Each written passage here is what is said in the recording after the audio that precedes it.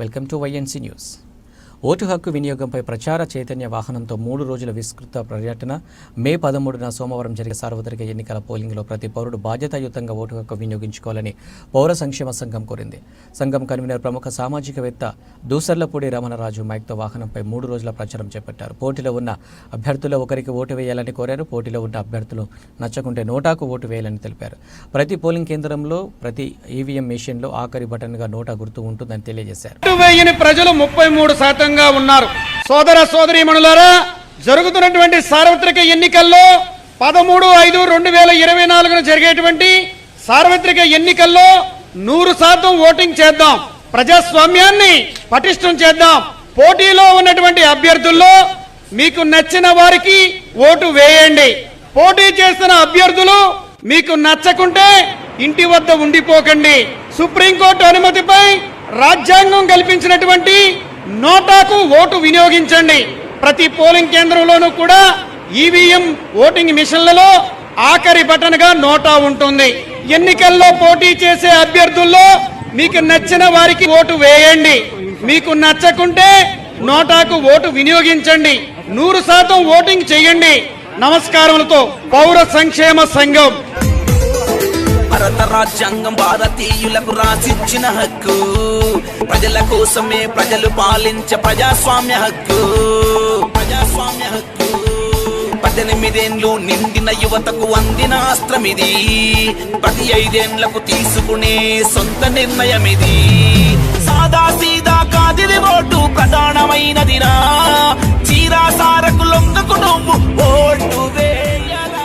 Vote హక్కు వినియోగం ప్రజాస్వామ్యానికి ప్రయోజనం. ఓటు హక్కు వినియోగించడం ప్రతి పౌరుని బాధ్యత. భారత రాజ్యాంగబద్ధమైనటువంటి పవిత్ర కర్తవ్యం. గత సార్వత్రిక ఎన్నికల్లో 67% మాత్రమే పోలింగ్ జరిగింది. ఓటు వేయని ప్రజలు 33%గా ఉన్నారు. సోదర సోదరీమణులారా, జరుగుతున్నటువంటి సార్వత్రిక ఎన్నికల్లో 13/5/2024 జరిగేటువంటి సార్వత్రిక ఎన్నికల్లో 100% ఓటింగ్ చేద్దాం. ప్రజాస్వామ్యాన్ని పటిష్టం చేద్దాం. పోటీలో ఉన్నటువంటి అభ్యర్థుల్లో మీకు నచ్చిన వారికి ఓటు వేయండి.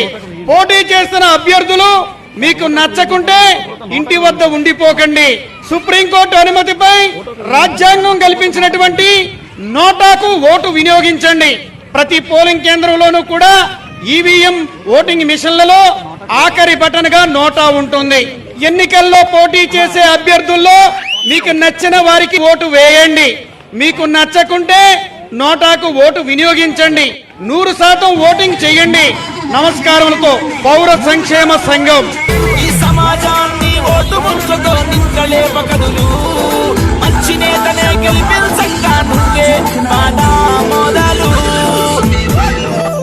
పౌర సంక్షేమ సంఘం రాజకీయ పార్టీలకు అతీతంగా ఈ రోజున ఓటరు చైతన్య కార్యక్రమాన్ని 3 రోజుల పాటు కాకినాడ మా ఓటు హక్కును మేము వినియోగిస్తాం.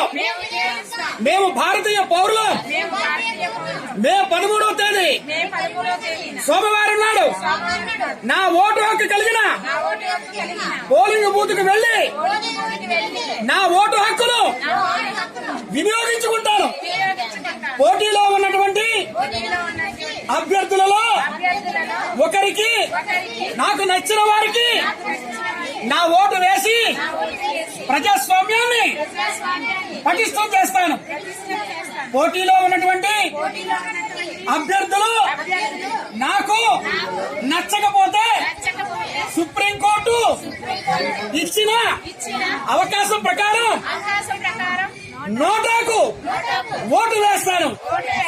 భారత ప్రజాస్వామ్యం వర్ధిల్లాలి.